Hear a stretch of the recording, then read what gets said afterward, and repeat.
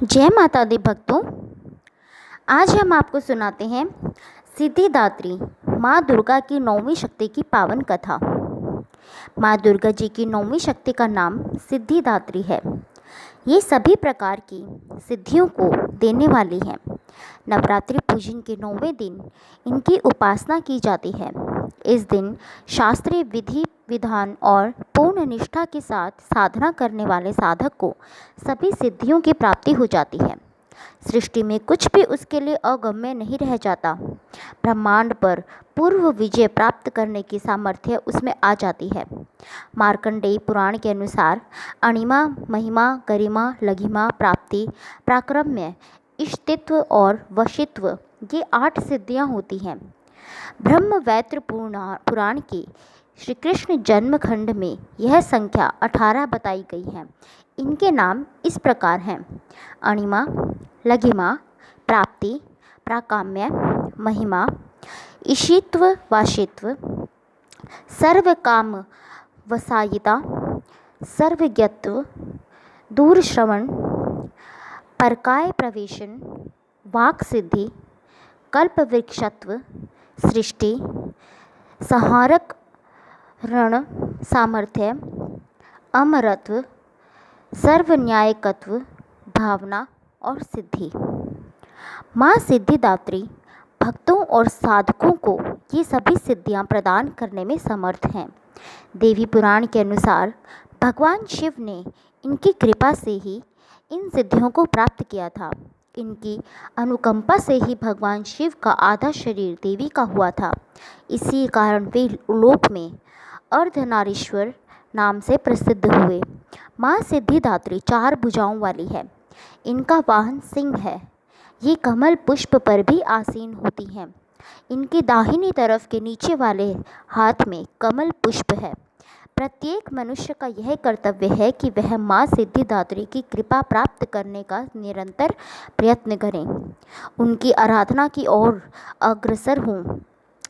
इनकी कृपा से अनंत दुख रूप संसार से निर्लिप्त रहकर सारी सुखों का भोग करता हुआ वह मोक्ष को प्राप्त हो जाता है।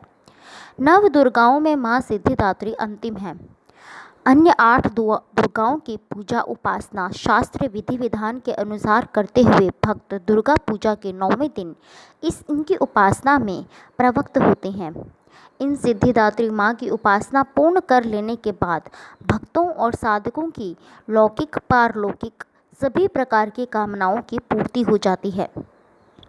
सिद्धिदात्री माँ के कृपा पात्र भक्त के भीतर कोई ऐसी कामना विशेष नहीं बचती जिसे वह पूर्ण करना चाहे। वह सभी सांसारिक इच्छाओं, आवश्यकताओं और स्पृहाओं से ऊपर उठकर मानसिक रूप से माँ भगवती के दिव्य लोकों में विचरण करता हुआ उनके कृपा रस पीयूष का निरंतर पान करता हुआ विषय भोग शून्य हो जाता है। माँ भगवती का परम सानिध्य ही उसका सर्वस्व हो जाता है। इस परम पद को पाने के बाद उसे अन्य किसी भी वस्तु की आवश्यकता नहीं रह जाती। माँ के चरणों का यह सानिध्य प्राप्त करने के लिए हमें निरंतर नियमनिष्ठ रहकर उनकी उपासना करनी चाहिए। माँ भगवती का स्मरण, ध्यान, पूजन हमें इस संसार की असारता का बोध कराते हुए वास्तविक परम शांतिदायक अमृत पद की ओर ले जाने वाला है।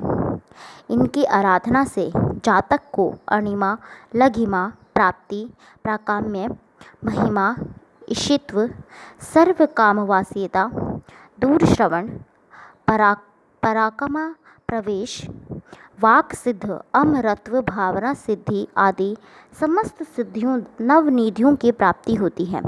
आज के युग में इतना कठिन तप तो कोई नहीं कर सकता, लेकिन अपनी शक्ति अनुसार जप, तप, पूजा अर्चना कर कुछ तो माँ की कृपा का पात्र बनता ही है। प्रत्येक साधारण के लिए आराधना योग्य यह श्लोक सरल और स्पष्ट है। माँ जगदम्बे की भक्ति पाने के लिए इसे कंठस्थ कर नवरात्रि में 9वीं के दिन इसका जाप करना चाहिए।